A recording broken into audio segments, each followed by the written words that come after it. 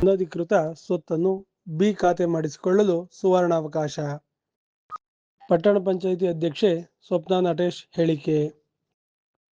ತುರುವೇಕೆರೆ ಯಾವುದೇ ಯೋಜನಾ ಪ್ರಾಧಿಕಾರದಿಂದ ಅನುಮೋದನೆಗೊಂಡಿಲ್ಲದೆ ಕಂದಾಯ ಭೂಮಿಯಲ್ಲಿ ನಿವೇಶನ, ಕಟ್ಟಡಗಳನ್ನು ಹೊಂದಿರುವವರು ಬಿ ಖಾತಾ ಮಾಡಿಕೊಳ್ಳಲು ಅವಕಾಶವನ್ನು ಸರ್ಕಾರ ಕಲ್ಪಿಸಿದೆ.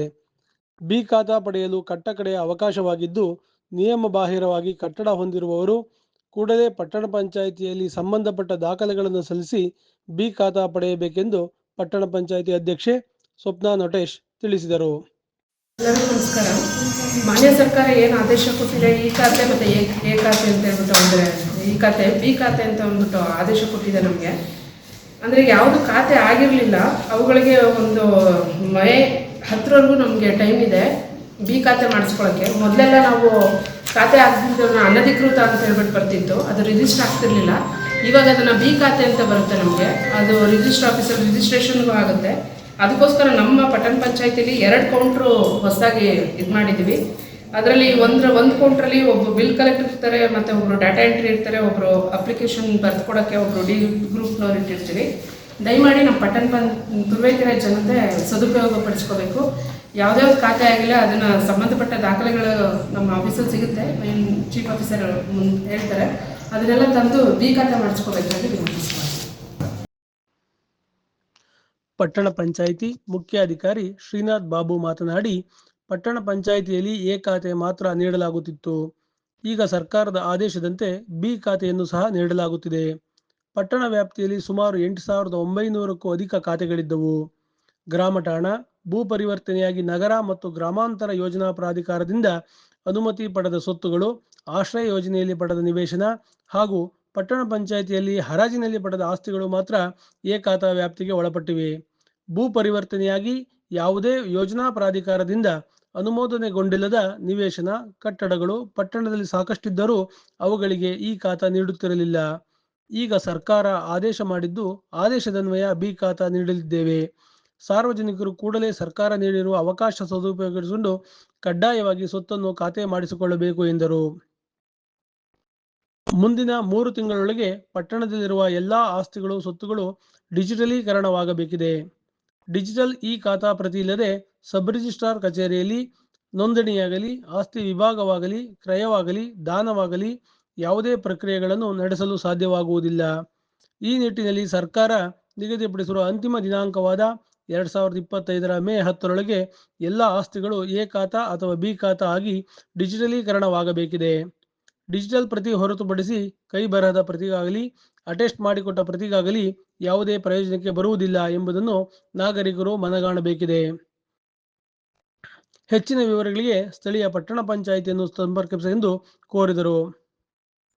ಪತ್ರಿಕಾಗೋಷ್ಠಿಯಲ್ಲಿ ಪಟ್ಟಣ ಪಂಚಾಯಿತಿ ಸದಸ್ಯರಾದ ಅಂಜನ್ ಕುಮಾರ್, ಮಧು, ಪ್ರಭಾಕರ್, ಆಶಾ ರಾಜಶೇಖರ್, ಶೀಲಾ ಶಿವಪ್ಪನಾಯ್ಕ, ಜಯಮ್ಮ, ಕಂದಾಯ ನಿರೀಕ್ಷಕ ಪ್ರಶಾಂತ್, ಕರ ವಸೂಲಿಗಾರ ನರಸಿಂಹಮೂರ್ತಿ ಉಪಸ್ಥಿತರಿದ್ದರು. ಈ ದಿನಾಂಕ 18/2/2025ರಂದು ಮಾನ್ಯ ಮುಖ್ಯಮಂತ್ರಿಗಳು ಈ ಕರ್ನಾಟಕ ರಾಜ್ಯಾದ್ಯಂತ ಈ ಬಿ ಖಾತೆಗಳನ್ನು ಮಾಡೋದಕ್ಕೆ ಉದ್ಘಾಟನೆ ಮಾಡಿದ್ದಾರೆ. ನಾವು ಏನು ಪಟ್ಟಣ ಪಂಚಾಯತಿ ವತಿಯಿಂದ ಎ ಖಾತೆಗಳು ಕೊಡ್ತಾ ಇದ್ವಿ, ಈಗ ಬಿ ಖಾತೆಗಳು ಸಹ ನಾವು ಕೊಡ್ತಾ ಇದ್ವಿ. ನಮ್ಮ ಒಟ್ಟು ಸುಮಾರು 8,900 ಖಾತೆಗಳಿದ್ದಾವೆ ನಮ್ಮ ಪಟ್ಟಣ ಪಂಚಾಯತಿ ವ್ಯಾಪ್ತಿಯಲ್ಲಿ. ಅದರಲ್ಲಿ ಎ ಖಾತೆ ವ್ಯಾಪ್ತಿಯಲ್ಲಿ ಬರುವಂಥವು ಯಾವ್ಯಾವು ಅಂದರೆ, ನಮ್ಮ ಗ್ರಾಮ ಠಾಣದಲ್ಲಿರುವಂಥ ಆಸ್ತಿ, ಕಟ್ಟಡ, ನಿವೇಶನಗಳು ಹಾಗೂ ಭೂ ಪರಿವರ್ತನೆಯಾಗಿ ನಗರ ಮತ್ತು ಗ್ರಾಮಾಂತರ ಯೋಜನಾ ಪ್ರಾಧಿಕಾರದ ಅನುಮೋದನೆಗೊಂಡಿರುವಂಥವು, ಮತ್ತು ಆಶ್ರಯ ಅಡಿಯಲ್ಲಿ ನಾವು ಕೊಟ್ಟಿರುವಂಥದ್ದು, ಮತ್ತು ಪಟ್ಟಣ ಪಂಚಾಯತಿಯಿಂದ ಹರಾಜು ಇದರಲ್ಲಿ ಮಾಡಿರುವಂಥವನ್ನೆಲ್ಲ ನಾವು ಎ ಖಾತೆಗಳನ್ನ ಕೊಡ್ತಾ ಇದ್ವಿ. ಬೇರೆ ಏನು ಭೂ ಪರಿವರ್ತನೆ ಆಗಿ ಯಾವುದೇ ಪ್ರಾಧಿಕಾರದ ಯೋಜನಾ ಪ್ರಾಧಿಕಾರದ ಅನುಮೋದನೆಗೊಂಡಿಲ್ಲದೇ ಇರುವಂಥ ನಿವೇಶನಗಳು, ಕಟ್ಟಡಗಳು ನಮ್ಮ ವ್ಯಾಪ್ತಿಯಲ್ಲಿ ಇದ್ದವು. ಅವಕ್ಕೆ ನಾವು ಖಾತೆಗಳು ಕೊಡ್ತಾ ಇರಲಿಲ್ಲ. ಈಗ ಸರ್ಕಾರದ ಅವಕಾಶ ಕಲ್ಪಿಸಿದೆ. ಇದರಿಂದ ಎಲ್ಲ ಸಾರ್ವಜನಿಕರು ಏನು ಭೂ ಪರಿವರ್ತನೆ ಆಗಿ ನಗರ ಮತ್ತು ಗ್ರಾಮಾಂತರ ಯೋಜನಾ ಪ್ರಾಧಿಕಾರದ ಅನುಮೋದನೆ ಆಗದಿದ್ರೂ ಸಹ ನಾವೀಗ ಖಾತೆಗಳನ್ನು ತೆಗೆದು ಬಿ ಖಾತೆಯನ್ನು ಕೊಡ್ತಾ ಇದ್ವಿ.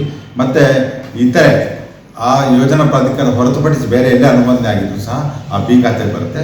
ಆ ನಿವೇಶನಿಗೆ ಮತ್ತು ಕಟ್ಟಡಗಳಿಗೆ ಸಾರ್ವಜನಿಕರು ಖಾತೆ ಮಾಡಿಸ್ಕೋಬೇಕು.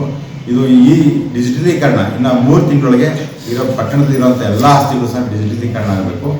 ಮತ್ತು ಸಬ್ ರಿಜಿಸ್ಟ್ರ್ ಆಫೀಸಲ್ಲಿ ಡಿಜಿಟಲ್ ಕಾಪಿ ಇಲ್ಲದೇ ನೋಂದಣಿ ಆಗೋದಾಗಲಿ, ಭಾಗ ಆಗೋದಾಗಲಿ ಮತ್ತು ಹಂಚಿಕೆ ಆಗೋದಾಗಲಿ ಇದು ಯಾವುದೇ ಪ್ರಕ್ರಿಯೆ ನಡೆಯೋದಿಲ್ಲ ಇನ್ನು ಮುಂದೆ. ಹಂಗಾಗಿ ಸರ್ಕಾರ ಒಂದು ಕಟ್ ಆಫ್ ಡೇಟ್ ಕೊಟ್ಟಿದೆ. ಇದು ಏನಂದರೆ 10/5/2025 ಎಲ್ಲ ಆಸ್ತಿಗಳು ಡಿಜಿಟಲೀಕರಣ ಆಗಬೇಕು. ಅಂದರೆ ಎ ಖಾತೆ ಆಗಬೇಕು ಅಥವಾ ಬಿ ಖಾತೆ ಆಗಿರಬೇಕು. ಹಾಗಾಗಿ ಮಾತ್ರ ನಮ್ಮ ಎಲ್ಲ ವ್ಯಾಪಾರ ಮಾರಾಟಕ್ಕಾಗಲಿ, ಭಾಗ ಮಾಡ್ಕೊಳಕ್ಕಾಗಲಿ, ಇನ್ನೊಬ್ರಿಗೆ ಹಸ್ತಾಂತರ ಮಾಡೋಕ್ಕಾಗಲಿ ಮತ್ತು ಯಾವುದೇ ಕಚೇರಿ ನಮ್ಮ ಸರ್ಕಾರಿ ಕಚೇರಿಗೆ ಕೊಡೋದಾಗಲಿ ಯಾವುದೇ ಮುದ್ರಿತ ಅಂದರೆ ನಾವು ಮುದ್ರಿತ ಅಲ್ಲದೆ ಅಂದರೆ ಡಿಜಿಟಲ್ ಅಲ್ಲದೇ ಕೈ ಬರದಿಂದ ಕೊಡುವಂಥದ್ದು ಮತ್ತು ಅಟೆಸ್ಟ್ ಮಾಡಿಕೊಡುವಂಥದ್ದು ಯಾವುದೇ ಖಾತೆಗಳನ್ನ ಕೊಡೋದಿಲ್ಲ. ಅದು ಸರ್ಕಾರ ನಿಷೇಧ ಮಾಡಿದೆ. ಆ ಕಾರಣದಿಂದ ಎಲ್ಲ ನಾಗರಿಕರು ಇದನ್ನು ಸದುಪಯೋಗಪಡಿಸಿಕೊಂಡು 10/5/2025 3 ತಿಂಗಳು ಟೈಮ್ ಇದೆ. ಎಲ್ಲರೂ ನಗರದಲ್ಲಿ ಎಲ್ಲ ಖಾತೆಗಳನ್ನ ನಾವು ಮಾಡ್ಕೋಬೇಕು. ಬಿ ಖಾತೆ ಅಥವಾ ಎ ಖಾತೆ ಒಟ್ಟಾಗಿ ಡಿಜಿಟಲೀಕರಣ ಮಾಡ್ಕೋಬೇಕು. ಇಲ್ಲ ಅಂದರೆ 10/5/2025 ನಂತರ ಯಾವುದೇ ಖಾತೆ ಅಂದರೆ ಬಿ ಖಾತೆಗಳನ್ನ ಯಾವುದೇ ರೀತಿ ಮಾಡೋದಕ್ಕೆ ಸರ್ಕಾರ ಅವಕಾಶ ಕಲ್ಪಿಸಿಲ್ಲ. ಮತ್ತು ಇದು ಒಂದು ಕಟ್ ಆಫ್ ಡೇಟ್. ಇದನ್ನು ಆ್ಯಕ್ಟ್ ಮಾಡಿದಾಗ 10/9/2024 ಒಳಗಾಗಿ ಅದು ನೋಂದಣಿ ಆಗಿರಬೇಕು. ಅವಕ್ಕೆ ಮಾತ್ರ ಅವಕಾಶ ಇದೆ. 10/9/2024 ಒಳಗಾಗಿ ಅದು ಸಬ್ ರಿಜಿಸ್ಟ್ರ್ ಕಚೇರಿಯಲ್ಲಿ ನೋಂದಣಿ ಆಗಿರುವಂಥ ಎಲ್ಲ ಆಸ್ತಿಗಳಿಗೆ ಅದರೊಳಗೆ ಅಂದರೆ ಆ ಕಟ್ ಆಫ್ ಡೇಟ್ಗೆ ಹಿಂದೆ ಯಾರಾಗಿದ್ದರೆ ಅವಕ್ಕೆಲ್ಲವಕ್ಕೂ ನಾವು ಬಿ ಆಸ್ತಿ ಕೊಡೋಕ್ಕೆ ಅವಕಾಶ ಇದೆ. ನಾವು ಕೊಡೋದಕ್ಕೆ ಇದು ಮಾಡ್ತಾ ಇದ್ದೀವಿ. ಮತ್ತು ಇದರಿಂದ ನಾಗರಿಕರು ಸದುಪಯೋಗಪಡಿಸ್ಕೊಂಡು ತಮ್ಮ ವ್ಯವಹಾರಗಳು ಇದನ್ನೆಲ್ಲ ನಾವು ಚಾಲು ಆಗುತ್ತೆ. ಮತ್ತು ಅದಕ್ಕೆ ಏನು ಕೆಲಸ ನಿಂತಿತ್ತು ಅದು ಆಸ್ತಿ ಸಂಬಂಧಪಟ್ಟಿದಂತೆ ಎಲ್ಲ ವ್ಯವಹಾರಗಳಿಗೆ ಚಾಲ್ತಿ ಸಿಗುತ್ತೆ ಅಂತ. BV5 ನ್ಯೂಸ್ ಭಾರತ ವೈಭವ, Girish K Bhat, Turuvekere. Thanks for watching. Read, discuss and debate with editor Dr. Yan Prashant Rao. Wanted reporters in print, digital and visual media for Bharat Vaibhav Daily Newspaper, BV News 5 Channel and BV Fast Web News from all the talukas of Karnataka, Goa and Maharashtra. If interested, send your resume to 9019229369.